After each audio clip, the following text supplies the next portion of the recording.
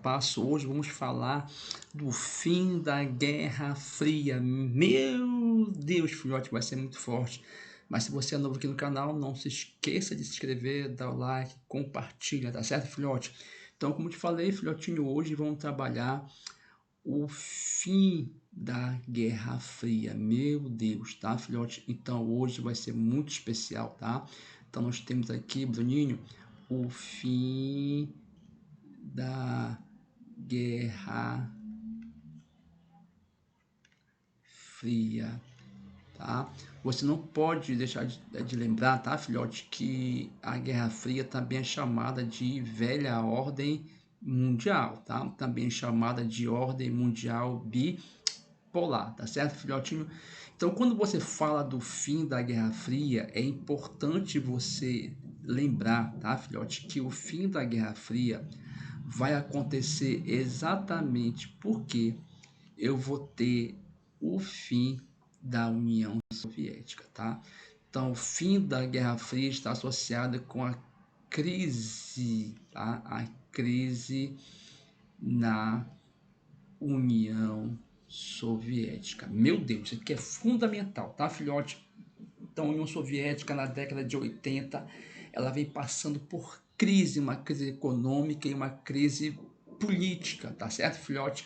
Lembrando também que você não pode esquecer que a União Soviética é formada pela União das Repúblicas Socialistas Soviéticas, 15 repúblicas que formavam então a União Soviética, tá, filhote?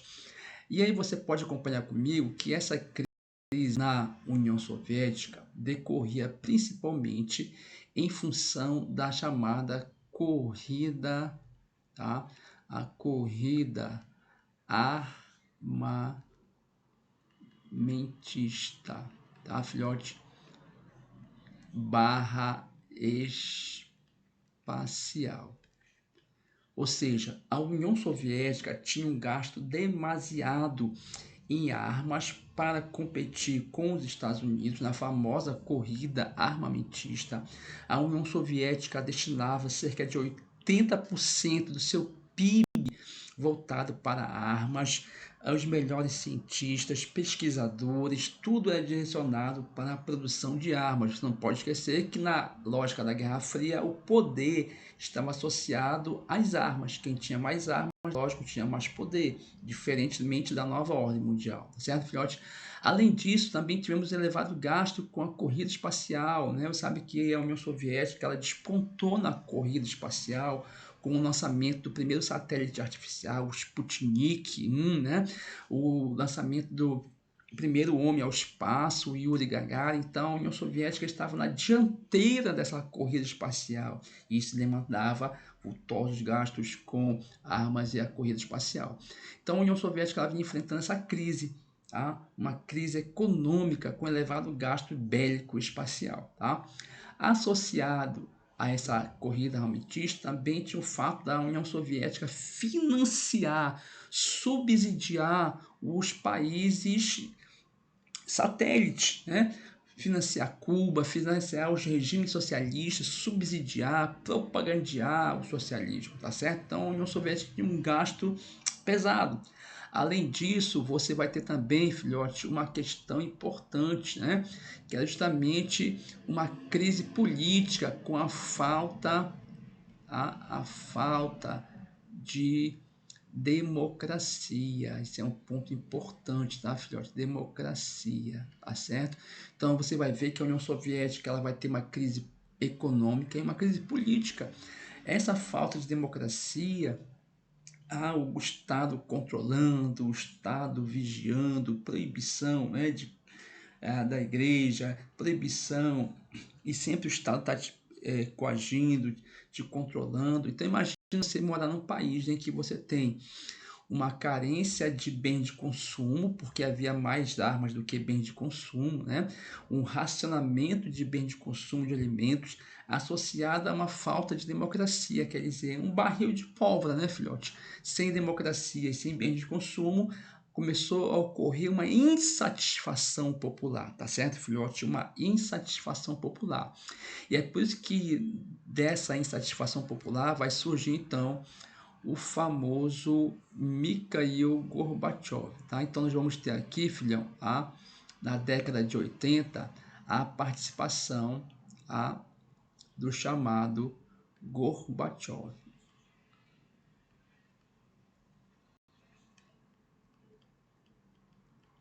O Mikhail Gorbachev, ele vai então fazer e vai implementar, meu Deus, isso aqui é muito forte, tá, filhote? Ele vai implementar dentro da União Soviética reformas visando melhorar ou equilibrar as forças dessa crise política e econômica.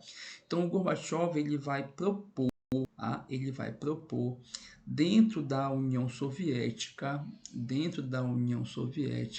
as famosas reformas, tá? Então ele vai propor aqui, Bruninho, eita Deus, muito forte, ele vai propor as chamadas reformas, tá? Então ele vai propor aqui as reformas. Essas reformas sempre aparecem em prova, tá, filhote? Fica atento, meu Deus, não perde, tá, filhote? Isso aqui é muito forte, tá? Agora observa, filhotinho, essas reformas não visavam acabar com a União Soviética, ao contrário, essas reformas visavam amenizar essa crise econômica e política, tá certo? Mas você não pode esquecer que essas reformas, tá? Tem nome específico e você não pode perder, elas sempre estão aparecendo em prova, tá, filhotinho? Essas reformas que na verdade não iriam acabar com a União Soviética foram então os responsáveis pelo fim da União Soviética. Vamos lá, tá? Então nós temos aqui, filhão, a chamada perestroika,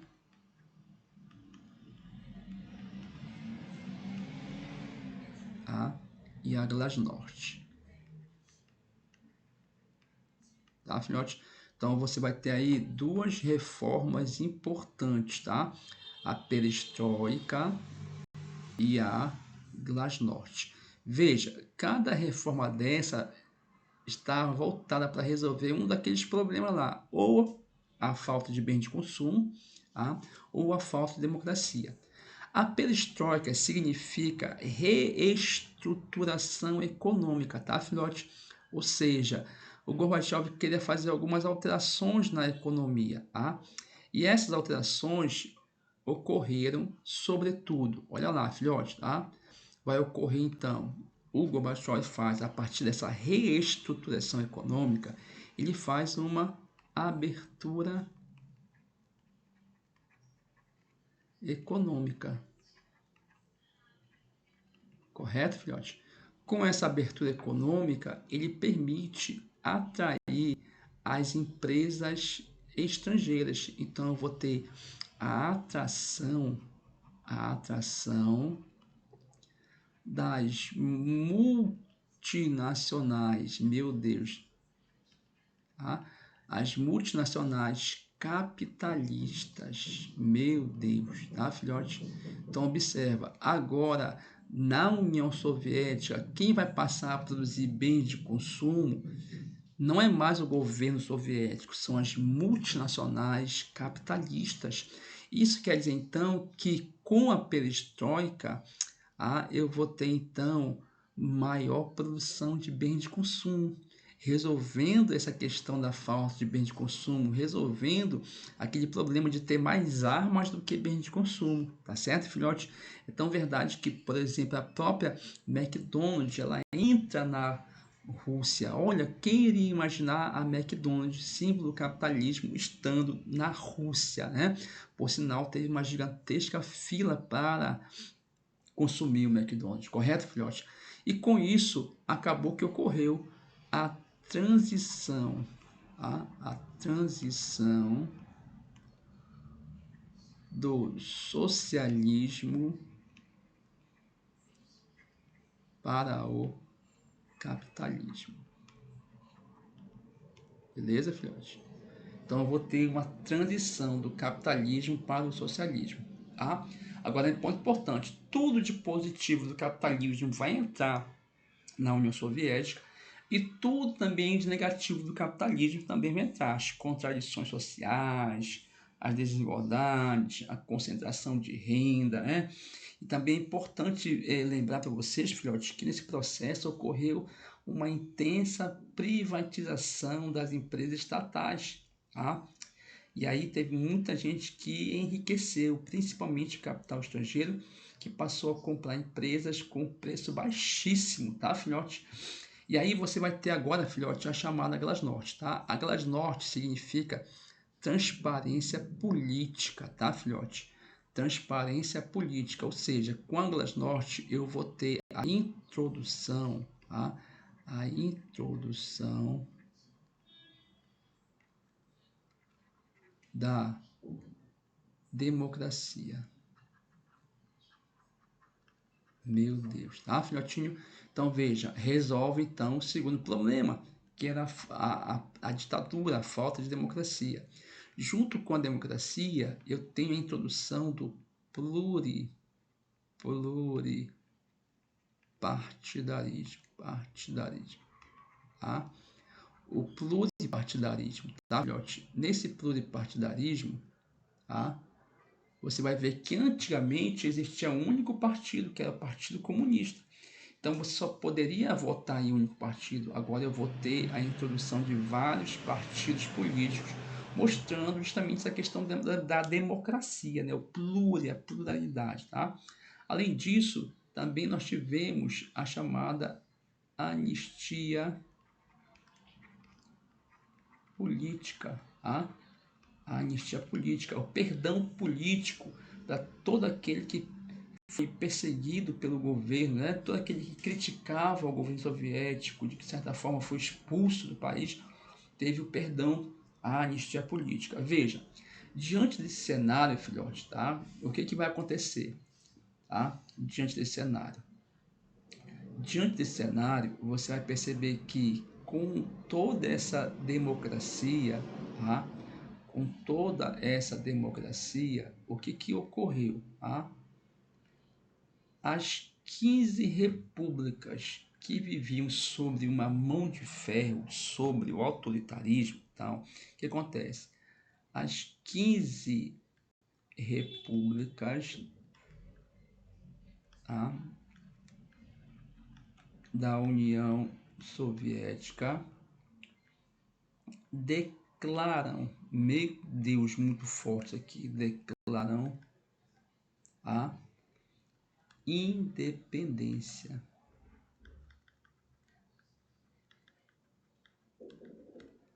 Ou seja, cada república agora vai ser autônoma, vai ser um país independente. E logicamente, filhote, isso aqui é importantíssimo, você não pode perder de vista.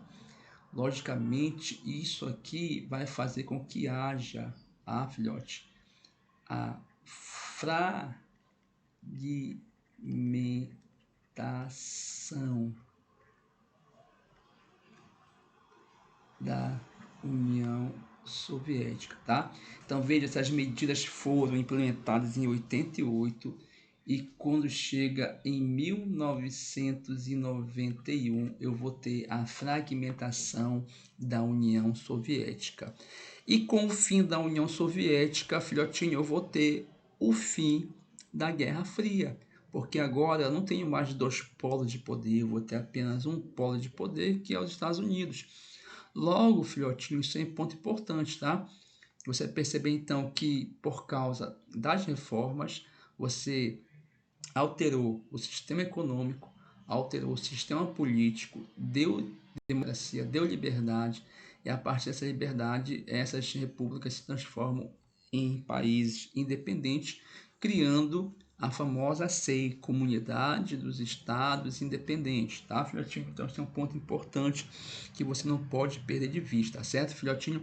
Então, a partir das reformas do Gorbachev, você vai ter, então, o fim da União Soviética, tá? Então, veja que a União Soviética vai apresentar crise econômica e política, o Gorbachev vai implementar as reformas vão levar o fim da União Soviética. Tá certo, filhote? Até a nossa próxima aula. Um grande abraço. Valeu, filhote.